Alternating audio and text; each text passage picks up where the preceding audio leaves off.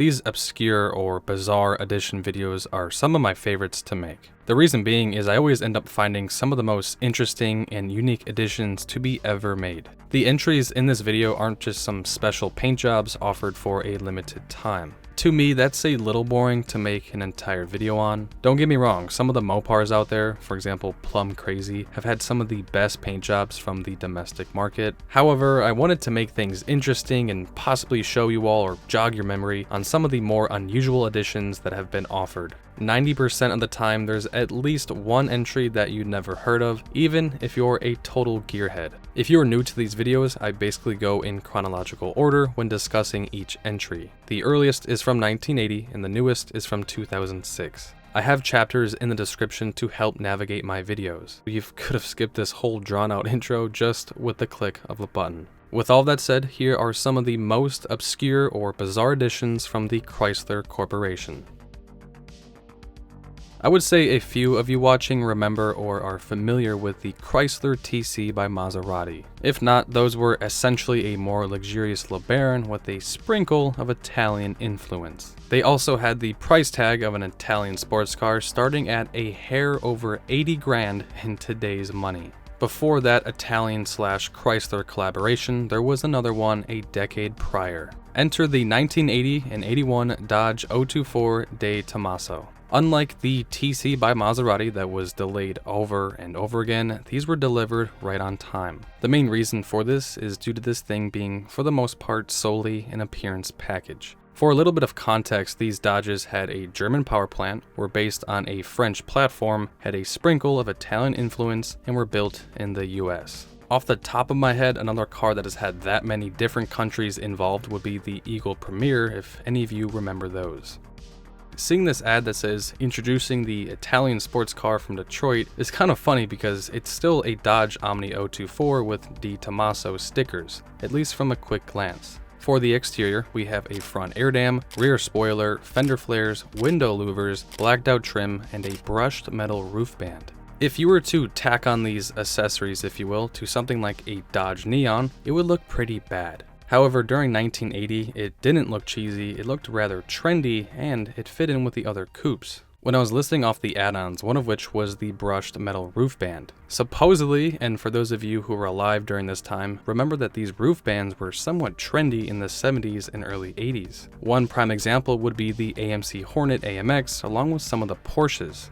The interior also received some upgrades, such as vinyl bucket seats, leather-wrapped steering wheel, and quote, visual interplay of the instrumentation. In other words, a fancy dash plaque. Mechanically speaking, they were fitted with sports suspension, an option on regular Omni models, a 4-speed manual, and a Volkswagen 1.7 liter that pushed out 65 horsepower. 1981 models received Chrysler's new 2.2 liter that made 84 horsepower. Only 619 of these De Tomasos had that beefier engine. Speaking of numbers, this package set you back around $1,600, about a third of a base price Omni back in 1980. That calculates to around $6,500 in 2024. Over the Dodge 024 De Tomaso's 2-year production span, around 1,900 people decided to buy the Italian sports car from Detroit. Jumping a few years later to 1986, Dodge came out with the Lancer Pacifica. 1986 would be the only year that these were offered with just 500 units made. I've always associated the Pacifica name with the mid-2000s SUV. That's what I associate the name with. In present time, the Pacifica is the only Chrysler offered and it's a minivan. As it turns out, the Pacifica name dates back to the 80s with the Dodge Lancer. There was even a Daytona Pacifica offered in 87, but I'll save that for a different time. This was the top of the line, full-fledged trim level for the Dodge Lancer. It was limited to 500 units and was produced only for the California market. I don't have an exact answer to why these were only sold in California, but I can provide some context that might help with an answer. Chrysler had an advanced design studio located in Carlsbad, California, and the name for this building was called Chrysler Pacifica. This was an interesting design team made up of 8 industrial designers. We can see some of the prototypes that they came up with in the early 80s, during a time when renderings were all done by hand. This is one of my favorite parts of making videos, is being able to come across these interesting stories and pictures and share them all with you. Anyway, that might have a little to do with how this got the name and why these were limited to California. From the exterior, we can see this all-white paint scheme going on along with those ground effects and a little spoiler. These add-ons are what separated them apart from regular Lancer turbos. They featured Chrysler's 2.2 turbo, good for 146 horsepower, made it into a 5-speed manual or 4-speed automatic. This was the same engine in the LeBaron GTS, if any of you remember those. The Lancer Pacifica came out 1 year before the Lancer Shelby, so these got the ball rolling in a sense. I mean, from the exterior, they look pretty identical. One of the pictures I came across, and there aren't that many, was of the Lancer Pacifica at the 1985 Los Angeles Auto Show. I know it is blurry, but this photo captures the size of the Lancer quite well. This 5-door hatchback wasn't all that big, and they didn't weigh a whole lot either. Pair that up with a 2.2 turbo and a 5-speed manual, that seems like a fun little car back in the 80s.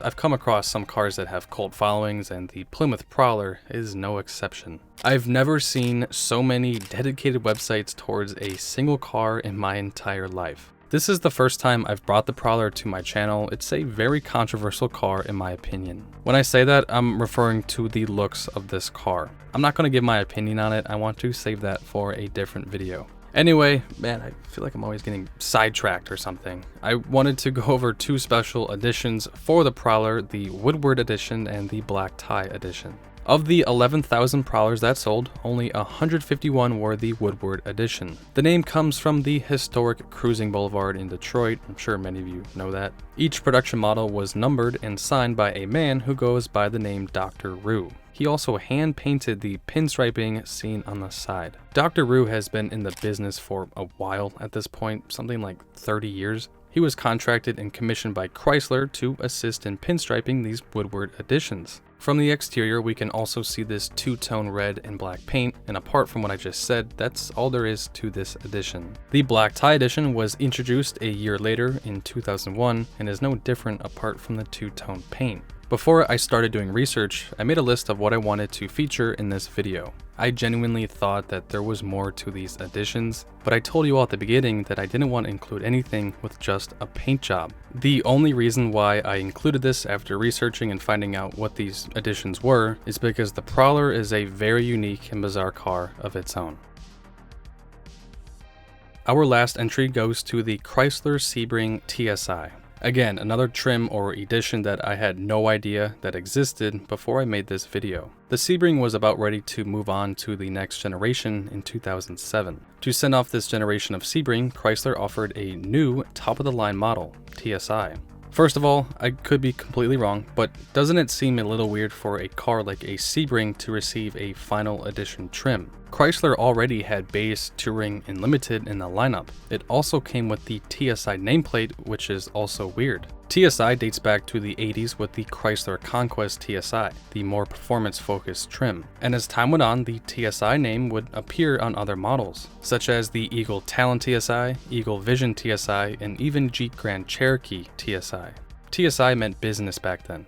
Not so much for the Jeep, they didn't come with those 5.9s, they still had either the inline 6 or 5.2, but the Conquest and Talon especially were pretty quick cars for the time. A decade later, the TSI name was back and is now a trim level for a Chrysler Sebring of all things. I will say that the Sebring used to be sort of a cool car, let me explain. The mid-90s Sebring Coupes shared its platform with the Eclipse and Avenger. Along with that, a Mitsubishi 6G73 V6 engine with an optional 5-speed manual. That's a pretty specific spec that most people probably didn't opt in for, but it did exist. The reason why I bring this up is because most people associate the Sebring with, and no offense to owners, a boring mid-size sedan. So we have this final edition TSI trim level offered for this car's last year. What was it all about?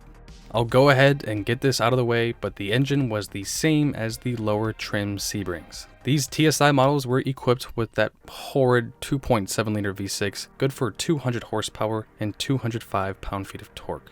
They received some decent upgrades over the other Sebrings. I mean, I would hope so with this all-new top-of-the-line trim. Performance steering and suspension, 4-wheel disc ABS brakes, exhaust tip, and even a different exhaust tune. They also featured Chrysler's Auto Stick. This allows the driver to manually select gears. It also improves performance with quicker and more firm shifts. The Plymouth Prowler had this feature as well, but so did the Grand Caravan. So is it really all that special?